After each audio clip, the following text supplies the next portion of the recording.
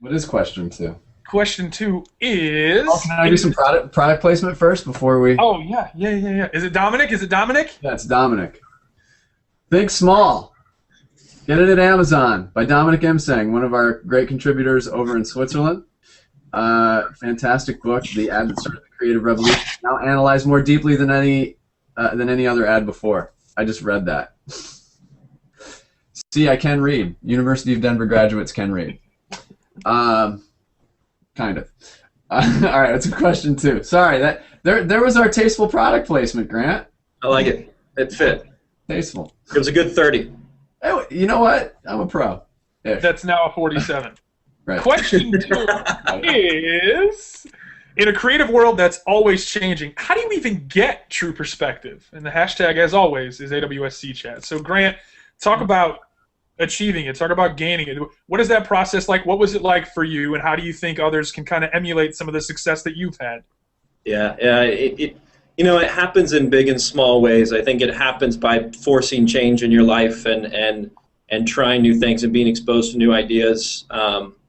Travel has helped me as an individual, going out and observing different cultures. But just if I think about getting true perspective, it's often that moment that you step away from an idea and you just let it simmer for a bit, and then it hits you like a ton of bricks when you know you've got something powerful, you've got something impactful. It shouldn't be a surprise to anyone that they have some of their most lucid moments when they're out for a run or they've stepped away from their computer. And I think, doing that every once in a while allows, an idea to become more human, an insight to become more true, an insight to become more real. Or you wake up the next morning and you've slept on it and it doesn't feel powerful anymore. Because maybe it was gelling at the moment in the war room. But as you slept on it, you realize it's not as human as you thought it was, or it's not as interesting as you thought it was. So it can happen in those sort of subtle, small ways.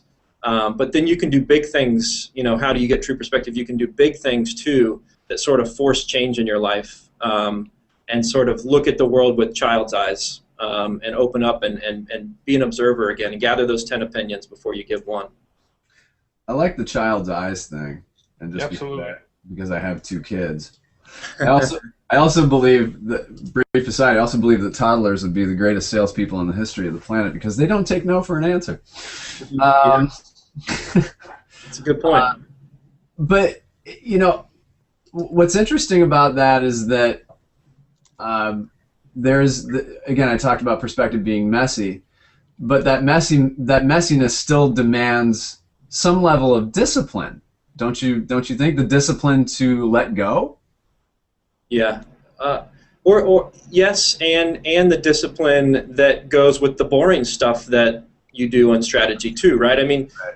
if I look at all the data that's at our disposal in the advertising world today, it can be paralyzing. It can absolutely just make you feel overwhelmed. And more times than not, what I've realized as we get into a client's brief or a client's challenge is there's more data than we know what to do with. It's not a question of more research. It's a question of taking the time to comb through what you have. And we had Google in here last year just to talk about the tools that they have available that will give you a little peek into all the quantifiable metrics or the empirical data that they have that you can glean perspective from. So if you just, if an advertising person just spends 10 minutes on Google Trends, you can get perspective like you wouldn't believe, and that's something we didn't have 15 years ago. So you do have to be disciplined to make your way through that and sort of time box yourself when gathering perspective. With so much, I mean, I guess where I'm going with this one is with so much coming at us. Can it help or hinder the process, both the creative process? Because there's so much that are we at a stage right now where we're making the transition between understanding what the data is, what it means, how it can be used properly, while still ensuring that I'm half Italian, so I'm talking with my hands, so that we're still maintaining high levels of creativity. Because again, you mentioned that this is something. this is something still that in the continuum of this industry, it's still very new. I don't know if it's necessarily, quote, arrived, but are people trying to understand? It's like a foreign language. Are they trying to understand it and how they can shape it? Is this the transition phase right now? Yeah, and it is, and it's not easy to answer your question. Yes, you need to have a little bit of both. I think what I find myself doing is toggling back and forth between sort of left and right brain, and spending some time with the data, and then literally going for a run and trying to turn data into something that feels human. So, I've poured over the trends for seasonal flu season on Google, and I can tell what people think and when they have the flu, and then something comes to me that feels a little bit more human about trying to prevent the flu because you don't want your February to be ruined or what have you. Bad example, but I feel like you do have to toggle between those two modes of using data to your advantage, but not letting it steer you or paint you into a corner. Newbear, let's go to some of the responses you see on this question. We've got some really good stuff coming in. And first of all, our friend Zippy715, who I love. She's not telling us where in Florida she is, by the way. But go ahead. Sorry, I interrupted. She's fantastic. So Eddie's back at Eddie ST, and he talks about watching while listening. Behavior is a better indicator than what the media is saying. And Mike Johnson, who has become a rising rock star on Tuesdays with us, he says, create work that will influence people, create emotion, make people feel something. Sonia D, by constantly asking what you're doing, why you're doing it, and who or what you're trying to affect. Eddie just... I think, and just because you used to work with Ebro, T-Bro online says the perspective has always been changing. Print, radio, TV, online. You have to distill the message to its core. Okay, Newbear, does this go back to my argument that the craft of good communication is paramount? Absolutely, right? We talk about in marketing and advertising, a great product can make up for poor, we'll use the word poor, marketing or advertising. But good poor point. Marketing or great marketing or advertising can't make up for a poor product. And I think when you talk about distilling something down to its core, who are you talking to? How are you trying to affect them? What are you talking about? How do you best deliver that message? And I think when you talk about perspective and you talk about what Grant's digging into with all the ways that you step outside of your own comfort zone, I think that really helps you dig into finding what other people's creative, and not just, hey, this is really cool, this is really sexy, I want to watch it, but then creating that connection point that it becomes something that they want to interact with, they want to play with, and that ultimately makes their life better. Mm-hmm. There's something, I don't know if it was Eddie who mentioned it or who mentioned it, but you talked about... Let's credit Eddie for everything.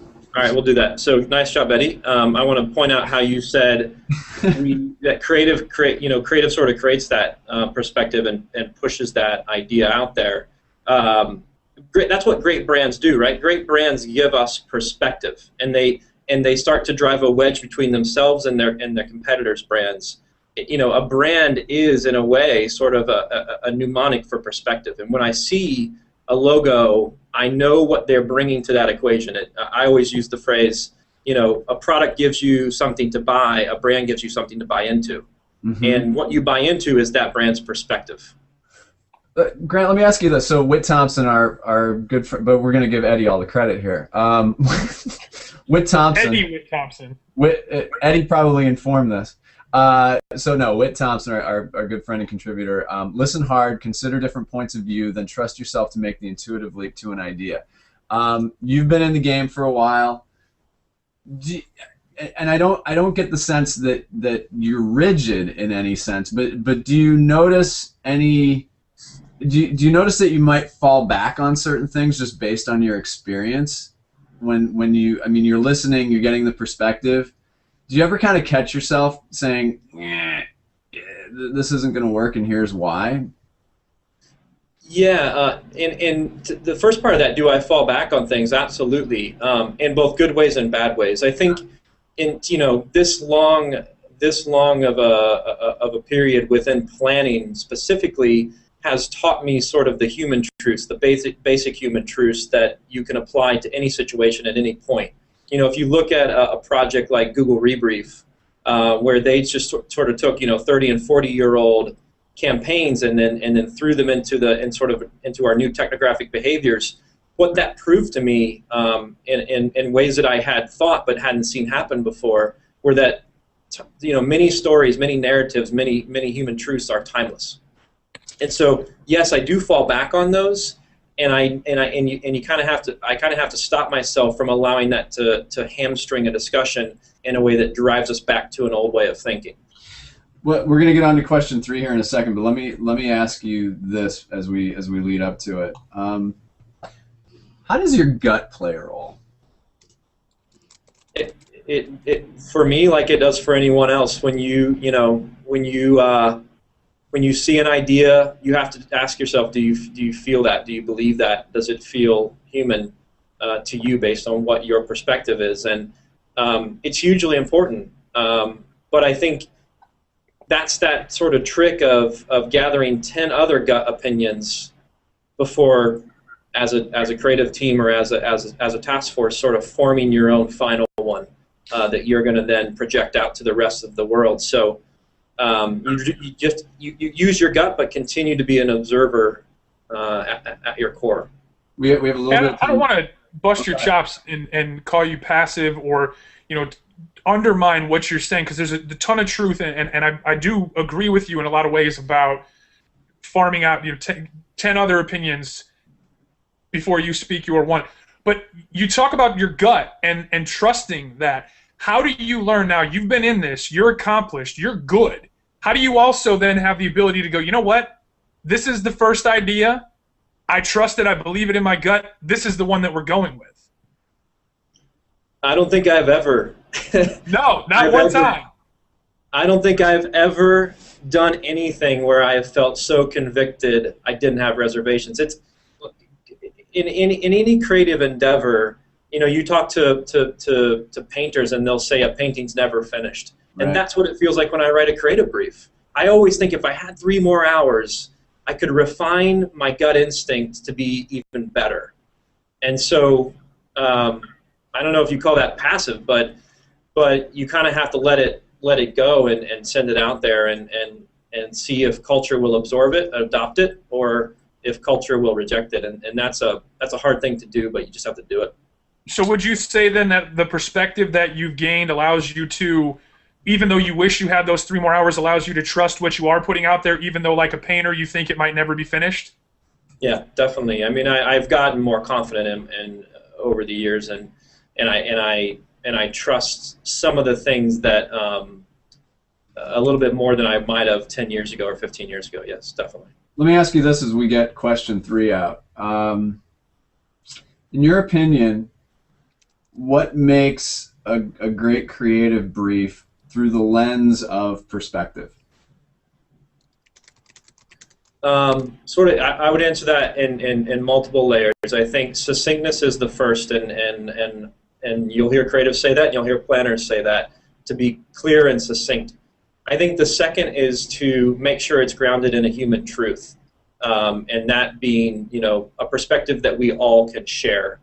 Or maybe one that is somewhat polarizing, but at least the audience that we're going after certainly shares. And then the final layer, I would say, that's really important. I have a challenge that I put to all my teams, and we talk about a lot here at Razorfish. Is sort of, you have to right a wrong, and righting a wrong is what great brands do. It's what great briefs do. It's what great creative executions do. You pick an enemy and you take it on and you fix it for your audience or with them. And I think that's the third layer of sort of saying, we know there's a human truth, and here's how we're going to go right that wrong. And that, to me, begets a great creative brief. He used the word beget, New Bear. That's up. I'm a huge fan, and now Grant thinks I don't want to talk about planning, and I think he's passive, and he probably wants to tickle me. I'm a little bit upset because I'm a huge fan of everything that he's saying.